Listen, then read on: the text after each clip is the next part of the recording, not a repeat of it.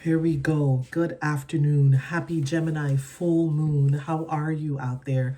My voice, I'm recovering from having a cold. So please be patient with me and my voice and my train of thought.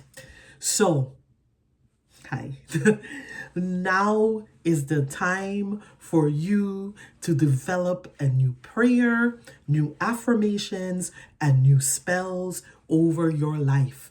That is the energy of a Gemini full moon in the month of December, the last month in a 9-year. The prayers that carried you over the last decade cannot carry you anymore from a 1 to a 9 to a 1 year. In this 1 year, you're going to need prayers, particularly for a 1 year that is significant as 2026 will be to us all. So this is the time for you to work on that new prayer. Before you begin to work on that new prayer, though, I want you to think about what is it that you need now? You've heard me talk a lot about needs over the last few months. Really begin to understand what is your daily bread. What do you need to be fed now for nourishment? Because what you need to be fed now for nourishment is very, very different than what you needed to have been fed the last 10 years ago, right? We are nourished quite different than we were a decade ago.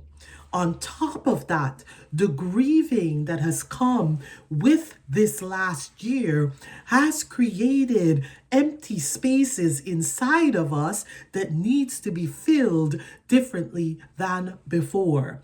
So this is the opportunity to really look at the grief and the grief work that we've been doing and notice the spaces that's been emptied out inside of you and make a conscious decision about what it is that those empty spaces are now calling to be filled with.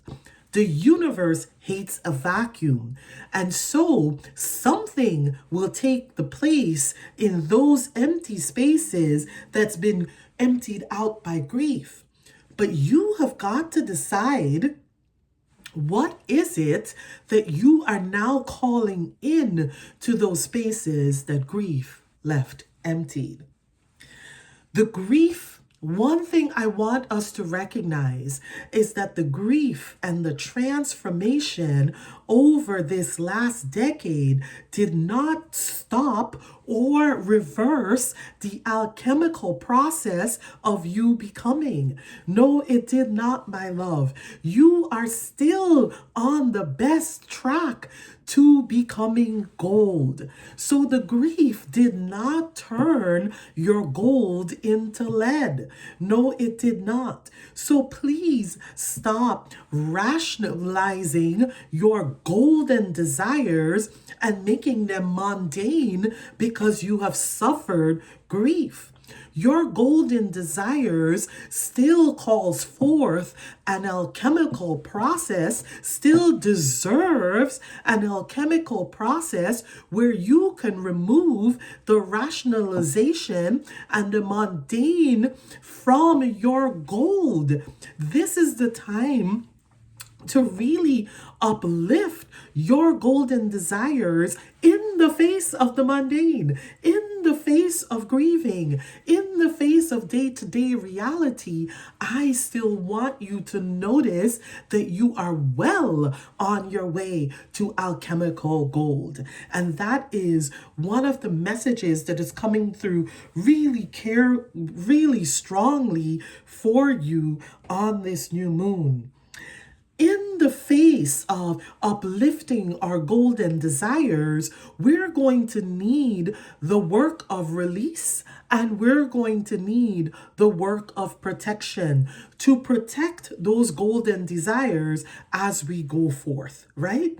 And so in this time, what I'm going to ask you to do is to gather all your prayers over the last decade, and on the winter solstice, you will burn those prayers that have carried you through the last decade. You are going to let the spirit of release take hold of you as you call in your new elevation. But before that, this is a step that cannot be missed. We have to be taken hold by the spirit of release, and in the month of December, and release all the facets of your old self. So the aforementioned new prayers need to wait until you can get to this place of releasing the old prayers from the last decade. When that is completed, and only when that release work is completed, and while you're going through this release work, pay attention, because you're going to need to be surrounded by the spirit of protection. I'll talk more about that at a different time. For now, we're doing the release work of our spells, or incantations, or affirmations, and our prayers over the last decade. And only when you are finished with that, it is the opportunity then to cast a new spell. A new spell. Make known to your creator your desires. Call God's attention to your new desires by becoming the most vulnerable self. And this does not mean to get on your knees and beg, but this means to stand in the presence of God in your most vulnerable self, naked, and stand in the presence of God and call in your new desire. Call in that desire that's going to help you complete this alchemical process of becoming more and more and more golden, right? So after the release work, we have to call in what it is that we want to fill these spaces. And we do so by creating time and creating the right space and showing up in God's presence in deep vulnerability. Thy will be done. Thy will be done. That's my message to you right now. I'm going to talk about some support for herbs, and you will find out on my YouTube channel, so please follow me over there. The herbs that I am calling forward to support us during this time. The first herb that I like to work with for release is burdock. It's about seeing the truth. So this could be a great time to do a burdock cleanse that requires a sense of courage. But it's an opportunity for us to dig deeply and to see the truth of the last 9 years, and really to understand the release that needs to happen from the last 9 years, right? This also includes the digging up and dredging up of things that may come up with a burdock cleanse, but write that down. That too will be burnt, right? The other herb that I like to use right here is ginger.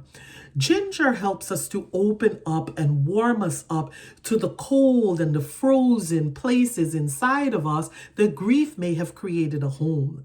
So this is an opportunity to break that dam. And so with ginger, we allow movement. We allow the tears to come. We allow those places that have been frozen to now gain the warmth that it needs for this transformation, transfiguration process that we have on our hand. The other herb that I'm going to ask you to work here with is elderflower. I love elderflower for grieving. It is such a beautiful herb as a diaphoretic to open up our pores. Ginger is a diaphoretic too. So you can make a beautiful ginger and elderflower tea to really open up and as a diaphoretic, just release release. Just release what you've been carrying. Sweat it out. Let go of the toxins. Burdock will certainly do other internal work in letting go of the toxins. And the next part of that I'm going to ask about is for hawthorn. I love hawthorn because while we're doing that release work, we're going to be protecting our heart. We're going to be calling all the courage forth that we have and really deeply protecting your heart during the release work. So you don't have to go this alone. You don't have to suffer through the depths of the release work without shoring up your heart. And that's the beauty of this practice, right? So we get to do the release work and we also get to shore up our heart. So those are my recommendations to you. Please let me know how you're doing. I know this is a season of grief. I know this is a season of release, but it is such a part of the alchemical process of becoming your most golden self. And I look forward to welcoming that with you as I too welcome my most golden self. I thank you. I thank you. I thank you. Until we talk again. Bye-bye.